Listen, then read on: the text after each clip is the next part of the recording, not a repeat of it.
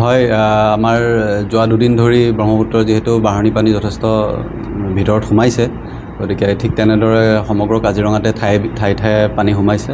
তেনেদৰে বুঢ়াপাহাৰ ৰেঞ্জতো পানী সোমাইছে আৰু আমাৰ বৰ্তমানলৈকে এটা কেম্প আমাৰ পানীৰ ভিতৰত মানে কেম্পৰ চৌহদত সোমাইছে আৰু বাকী আমি যি ব্যৱস্থা গ্ৰহণ কৰিব লাগে সকলোবোৰ ব্যৱস্থা গ্ৰহণ কৰি আছোঁ। আৰু যিহেতু পানী বাঢ়ি আছে তাৰ পৰিপ্ৰেক্ষিতত আমি সকলো এলাৰ্টতে আছোঁ, গতিকে নিৰ্দিষ্ট সময়ত আমি সকলো ব্যৱস্থা ল'ম।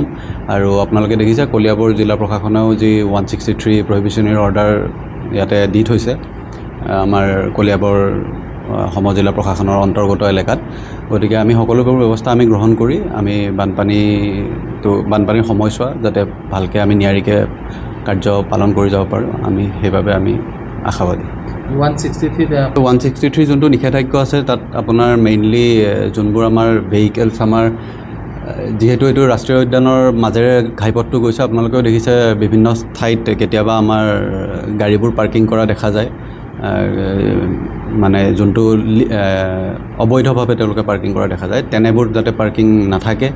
তাৰোপৰি বেছি লোকৰ যাতে সমাগম নহয়, যিহেতু এই সময়ছোৱাত যথেষ্ট জীৱ জন্তু আমাৰ কাজিৰঙাৰ পৰা কাৰ্বি পাহাৰলৈ গতি কৰিব, যাতে সমগ্ৰ যাতে ৰাষ্ট্ৰীয় ঘাইপথটো আমি মুকলি কৰি ৰাখিব পাৰোঁ তাৰ বাবে এইখিনিয়ে ব্যৱস্থা গ্ৰহণ কৰা হৈছে।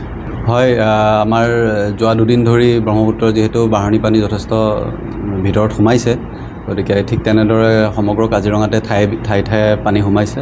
তেনেদৰে বুঢ়াপাহাৰ ৰেঞ্জতো পানী সোমাইছে আৰু আমাৰ বৰ্তমানলৈকে এটা কেম্প আমাৰ পানীৰ ভিতৰত মানে কেম্পৰ চৌহদত সোমাইছে আৰু বাকী আমি যি ব্যৱস্থা গ্ৰহণ কৰিব লাগে সকলোবোৰ ব্যৱস্থা গ্ৰহণ কৰি আছোঁ।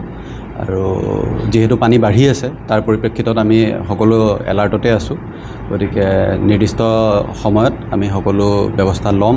আৰু আপোনালোকে দেখিছে কলিয়াবৰ জিলা প্ৰশাসনেও যি 163 প্ৰহিবিশ্যনেৰী অৰ্ডাৰ ইয়াতে দি থৈছে আমাৰ কলিয়াবৰ সমজিলা প্ৰশাসনৰ অন্তৰ্গত এলেকাত, গতিকে আমি সকলোবোৰ ব্যৱস্থা আমি গ্ৰহণ কৰি আমি বানপানীৰ সময়ছোৱা যাতে ভালকৈ আমি নিয়াৰিকৈ কাৰ্য পালন কৰি যাব পাৰোঁ, আমি সেইবাবে আমি আশাবাদী।